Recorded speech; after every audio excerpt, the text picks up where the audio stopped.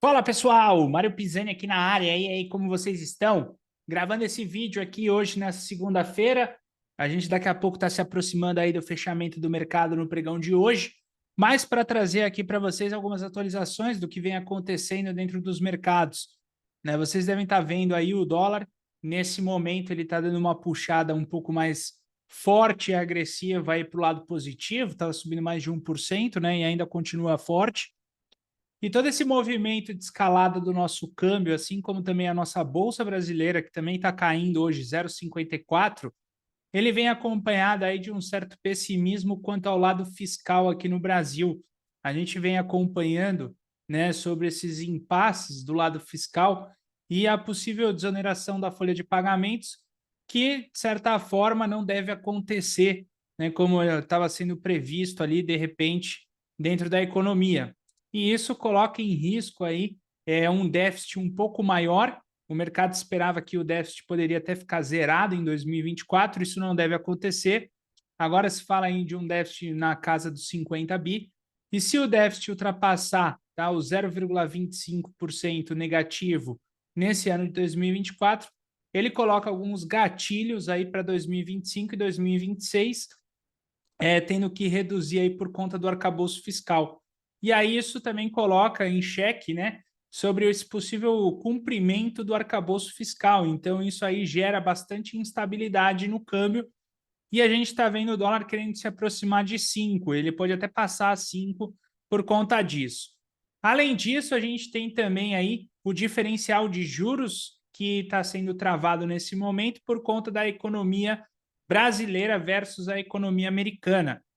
Como a gente tem uma perspectiva de que a taxa Selic vai continuar caindo e deve acontecer na casa ali de 0,5% a cada reunião do Copom, e lá nos Estados Unidos, até então, o mercado esperava que pudesse ter um corte, de repente, ali dos Fed Funds, da casa de 0,25 no mês de março.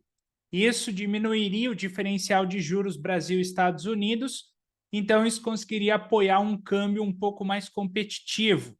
Mas a partir do ponto que você mantém as taxas inalteradas nos Estados Unidos e você abaixa a taxa brasileira, você diminui esse spread, e essa diminuição desse spread é ruim para a economia brasileira, porque aí tira a atratividade aí da renda fixa, e esse medo de não ter tantos ganhos de renda fixa fazem com que o investidor estrangeiro saia do nosso país. E é por isso que a própria Bolsa aqui ela já acumula um saldo negativo quase na casa de 1 bi nesse ano de 2024. Então, esse choque da política monetária alinhado com o fiscal vem trazendo, tá, pessoal, uma movimentação negativa para os nossos mercados. Vamos dar uma olhada aqui no índice Bovespa. Se vocês observarem a situação do índice Bovespa nesse momento, a gente vai perceber que ele traz aqui uma movimentação de correção, tá? Então, vamos pegar primeiramente o gráfico semanal, só para a gente dar uma observada o que aconteceu no semanal nos últimos tempos. Deixa eu apagar aqui, só para a gente poder ter uma noção mais clara de todos esses movimentos aqui compostos dentro do índice. O gráfico semanal, ele tinha feito uma movimentação de arrancada forte, uma correção em forma de bandeira e a continuação dessa movimentação de alta. Então, aqui eu poderia fazer a projeção desses alvos a partir ou da perna alternada de Fibonacci, que seria esse movimento projetado para cima, e aí, no caso, a gente vê a deficiência, porque ele não chegou no alvo ali mais alto, que estava na casa 137, ou a gente poderia também colocar o alvo espelhado, que é pegar o pullback aqui dessa bandeira e projetar ele para cima. E quando a gente projeta isso, a gente vê que ele bateu certinho nesse alvo, que era na casa de 100% de Fibonacci. E agora ele está oferecendo uma correção. Então, momentaneamente, eu vou tirar esses alvos e eu vou começar aqui por duas formas que eu posso pegar de retração de Fibonacci. A primeira é dessa perna, então a gente está chegando aqui no 125,600, que é o primeiro suporte de retração do Fibonacci, e a gente tem também uma forma mais alongada da perna inteira, que aí, em se tratar de uma correção mais agressiva, caso ele venha para dentro aqui dessa última resistência, que agora é um suporte, tá? Primeiramente, a gente poderia trabalhar, enfim, com essa retração de Fibonacci. Se a gente olhar o gráfico diário, tá? A gente vai ver o seguinte, o mercado ele testou aqui fazendo esse Power Breakout. Esse Power Breakout ele deu continuação e dessa movimentação de continuação a gente já tem um zigue-zague descendente. Esse zigue-zague descendente, a gente tem duas formas de projetar essa movimentação para baixo. A primeira forma seria eu pegar aqui o espelhamento desse pullback. Se a gente pegar esse espelhamento desse pullback, a gente vai ver que ele bateu o terceiro alvo de Fibonacci na sexta e deixou aqui o que parecia ser um martelo. Mas parece que ela está querendo continuar nessa movimentação. E aí, por conta disso, ela corrobora aqui com essa região entre 125.800 e 125.600, que é a primeira retração de Fibonacci e o 200% dessa pernada de baixa. Além desse alvo aqui, tá, a gente poderia também pegar a frustração. Então, a última pernada mais forte foi essa, dentro do índice Bovespa. A gente poderia projetar esse movimento para baixo, e aí a gente encontra aqui esse alvo na casa 125.370. Então, pessoal, se tratando aqui dentro do índice Bovespa, a gente vê uma confluência de regiões de alvo que está aqui nessa região. 125.800, 125.700 aproximadamente. Então, por enquanto, a gente trabalha com essa expectativa aqui dentro do Ibov. Se a gente olhar o gráfico de 240 do índice Bovespa, a gente vai perceber que ele fez essa movimentação de impulso, correção, né, continuação, corrigiu, fez esse novo tentativa de impulso sem continuação e perdeu, tá? Então, isso aqui se assemelha muito àqueles padrões de ombro, cabeça a ombro complexo. E aí, nessa complexidade, por ter dois ombros do lado direito, a gente pode projetar a cabeça do pivô com a linha de pescoço, que é esse Fibonacci projetado aqui para baixo também, tá? Então, a expectativa que a gente continua aqui agora para o índice Bovespa é que, infelizmente, ele pode continuar um pouco mais para baixo nos próximos pregões aí, enquanto a gente não vê aí uma reversão mais clara do Ibov. Durante o pregão de hoje, ele tentou ameaçar por diversas vezes o movimento de alta, mas completamente frustrado. Vamos dar uma olhada aqui no Infut, só para vocês terem uma noção do que aconteceu no pregão de hoje, tá? Desde a abertura do pregão, a gente viu o mercado ensaiando algumas movimentações positivas. Então, aqui, pessoal, talvez a gente não consiga ver com tanta clareza, mas quando a gente resgata o padrão ali do layout pela VWAP, a gente viu a existência de dois pivôs de alta durante a abertura do pregão de hoje. Né? O pregão ele abriu basicamente aqui, nessa barra, ele testou mínima, foi para cima da VWAP, fez um pullback na VWAP, rompeu por duas vezes, tá? Sendo que uma ele passou por uma cutucada, que foi até um ponto de stop. Depois ele rompeu novamente, mas não conseguiu, voltou tudo, foi totalmente frustrado. Nesse movimento de frustração, a gente já percebeu que o dia estava sendo marcado pelo lançamento aqui de um possível alargamento dentro do índice Ibovespa, né? Então a gente já estava vendo, opa, o Ibov está alargando. Conforme o pregão foi passando, aqui foi a abertura do mercado à vista, a gente percebeu que esse alargamento foi aumentando. Então a gente percebeu que esse alargamento já estava fazendo frente a toda essa movimentação anterior e a gente percebeu que os topos já estavam em comum aqui nessa máxima, né? Então a gente já tinha topos em comum e um alargamento que estava cada vez maior aqui na situação do Ibov, né? Como vocês podem ver nesse movimento, um típico alargamento aí numa situação de topo de mercado. A partir do ponto que ele desenvolveu e lançou esse pivô de alta, a gente já ficou também um pouco mais cético quanto a isso, mas a gente esperou uma confirmação e ele chegou até a deixar um pablito, mas como vocês podem ver, isso não deu continuidade e o Ibov continuou caindo e ainda continua caindo, tá? Então agora aqui ele se assemelha muito a um padrão de bandeira e uma continuação negativa dessa movimentação dessa bandeira aqui para baixo. Então o Ibov pode acabar perdendo aqui esse suporte e acelerar nesse movimento negativo, né? A gente vê pelo nosso layout principal aqui que faltaria um pivô alinhado da média móvel de 20. Ou seja, tudo corrobora para a movimentação de baixa lá do índice Bovespa. E por que o mercado está caindo? Quando lá fora, na verdade, a gente tem um mercado que vem se segurando para um lado mais positivo. O S&P, como vocês podem ver por esse gráfico, ele está numa região de topo histórico, né? O S&P, ele tinha deixado um topo aqui nessa região lá em 2021, que era no 4.800, e agora a gente está navegando numa situação de topo histórico. Lembrem sempre, tá, pessoal, de não estar fazendo ali, né? O pessoal às vezes corrige o gráfico, a inflação, e aí parece que o S&P tinha um topo maior, mas na verdade o topo aqui real do S&P, tá, é essa região de 4.800. Por que lá fora o mercado está sendo puxado para cima, enquanto aqui nós estamos com o mercado totalmente reverso, né, nessa movimentação? Porque lá fora a gente está na temporada de balanço das principais companhias nos Estados Unidos, tá? Essa semana é uma semana importante de balanço por lá, como vocês podem ver. Então, ó, essa semana nós teremos, tá? Vou pegar aqui, ó, earnings. A gente vai pegar aqui para essa semana.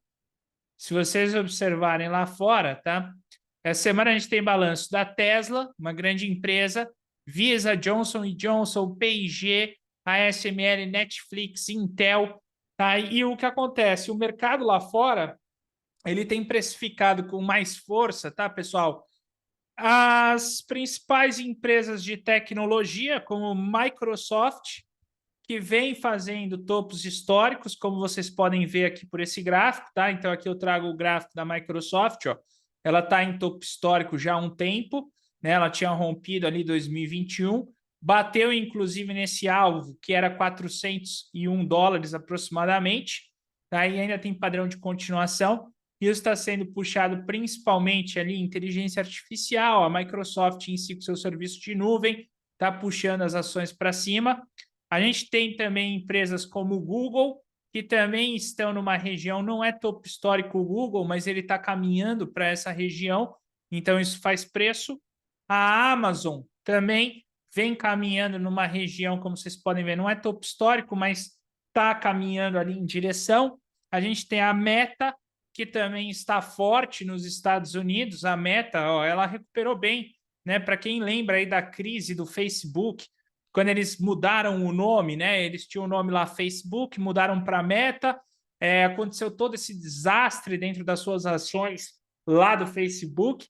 Ela recuperou basicamente tudo e está hoje numa região de topo histórico, né? Então, isso tudo tem fortes impactos, sim, quando a gente fala aí dentro do mercado. Então, todo esse contexto em si, tá, pessoal, está trazendo aí uma movimentação muito positiva para as ações lá fora. Então, a temporada de balanço ela é bem otimista com relação à inteligência artificial. Por isso que a gente vê o mercado americano em si puxando com mais força, tá, do que o mercado brasileiro. E no mercado brasileiro, infelizmente, a situação já vai aí por conta dos gastos públicos, né? Infelizmente, a gente está vendo que a situação dos gastos públicos aqui no Brasil, elas começam a colocar em choque, né, pessoal, o que pode acontecer aí do lado fiscal brasileiro. Então, isso acaba sendo um pouco problemático, tá? Então, se a gente pegar aqui, deixa eu mostrar para vocês, tá? Quando a gente pega aqui os gastos dentro do governo, então, se a gente pegar aqui os gastos do governo, tá? A gente vê aí a possibilidade desses gastos, né? Eles já começaram aí, de certa forma, né? Eles vêm numa curva ascendente, tá? E isso tem uma tendência aí de uma trajetória muito mais positiva. E o medo é terminar isso com gastos cada vez maiores, né? Então, o déficit público, com certeza, tende a mexer um pouco na situação de preço dentro do nosso mercado brasileiro. Não é à toa que quando a gente pega o dólar, tá? Ele está trazendo aqui esse movimento agressivo de alta. Como vocês podem ver, o dólar ele tem esse pivô que foi deixado aqui, ó, é um afastamento inferior, e nesse afastamento inferior, como vocês podem ver, em um dia só, ela já bateu esse alvo, e ainda tem alvo aqui que aí já extrapola a casa dos 5. A boa notícia é que essa resistência é forte. né? Então, essa resistência aqui dos R$ 5, basicamente, esse gráfico está ajustado já, né, de acordo com os vencimentos de contratos, essa resistência ela é muito forte, mas a gente está no perigo aí dela acabar rompendo isso se não tiver, tá, pessoal, uma luz aí do lado fiscal, ok? E a outra parte aí que está levando o câmbio para cima, como eu comentei, é a questão, tá, dos juros americano. Isso, infelizmente, ele traz preço, né? E os juros nos Estados Unidos, que tinha a sua maior precificação, tá, de corte de taxa de juros em março, passou agora para continuação de manutenção de taxa de juros. Isso não tem afetado a cotação dos índices lá fora, né? Então a gente não está vendo isso afetar o S&P ou isso afetar o Nasdaq lá fora. Não está, porque como a temporada de balanço está aí e ela está mais forte, né? A expectativa dos balanços, então isso não está afetando. Mas, pessoal, o que a gente tem que avaliar é a manutenção de taxas de juros nos Estados Unidos. Isso aqui coloca em risco, tá, o carry trade para o Brasil, né? Então a gente tem uma situação que por si só tende a valorizar o câmbio no mundo inteiro, né? Então vamos pegar aqui o índice DXY, só para a gente dar uma olhada aqui, DXY, ó. Hoje ele está um pouco mais neutro, tá? Mas se a gente observar o DXY, vamos apagar esse gráfico aqui, vamos fazer um gráfico novo. Veja só, se a gente pegar aqui, a gente vê ó, essa curvatura de baixa, certo? Ele rompeu. Então, se ele rompeu, a primeira coisa que você vai fazer é o quê? É lançar a projeção reversa, tá? Então, eu vou lançar a projeção reversa daqui, ó, para cima, ó. Então, ele tem essa possibilidade de aceleração, o DXY para o lado positivo, automaticamente vai levar o nosso dólar para o lado positivo, né? Então, você vê, aqui é o dólar à vista. Olha como já dá diferença no dólar à vista. Ele já está rompendo essa resistência desse range aqui, ó. Então, esse range que foi ameaçado o rompimento negativo, hoje está rompendo o campo positivo.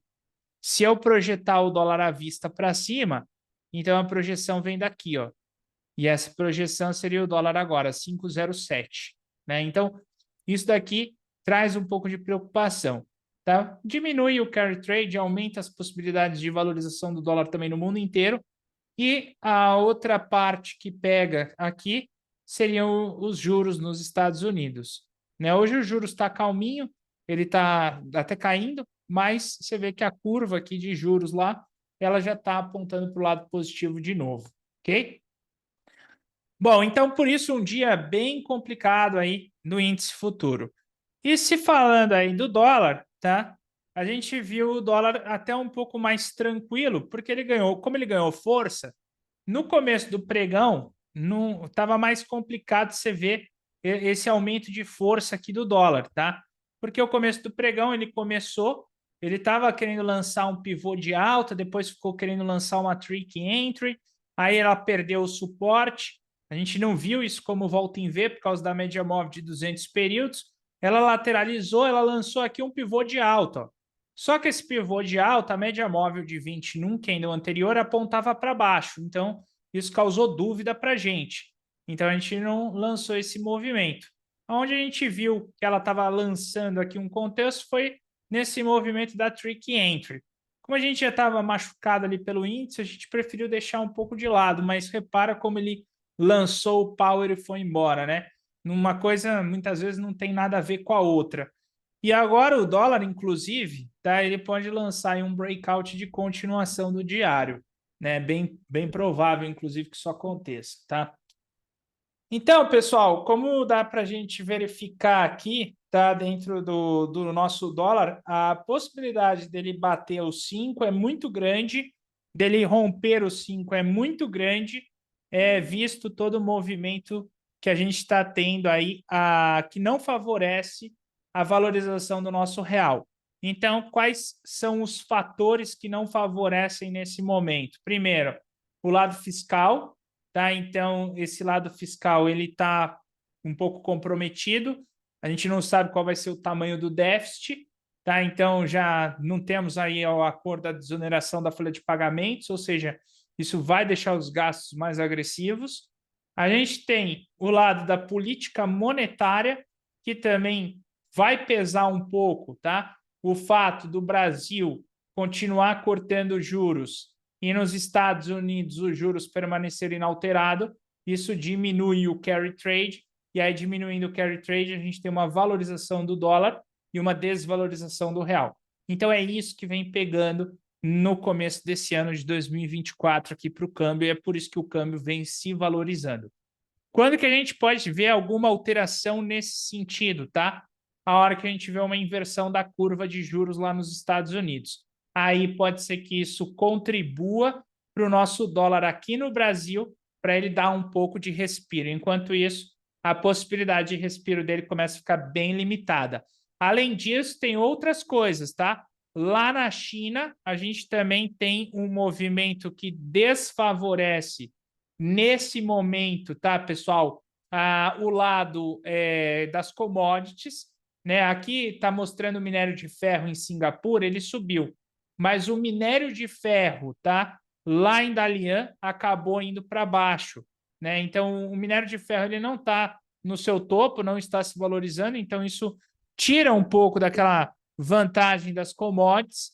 A gente tem ainda o petróleo, que também ainda não se definiu aí para que lado o petróleo vai trabalhar, né? Então, isso também pode atrapalhar um pouco a questão do nosso dólar. De fato, tá? Se o petróleo se valorizar, a tendência é que o real se valorize, mas tem todo o aspecto fiscal. Então, isso é uma preocupação para o dia de hoje.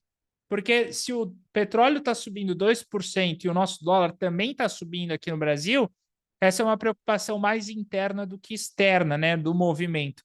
Porque geralmente, quando as commodities se valorizam, é normal que o câmbio em países exportadores como o nosso, ele perca o seu valor à moeda estrangeira, no caso o dólar.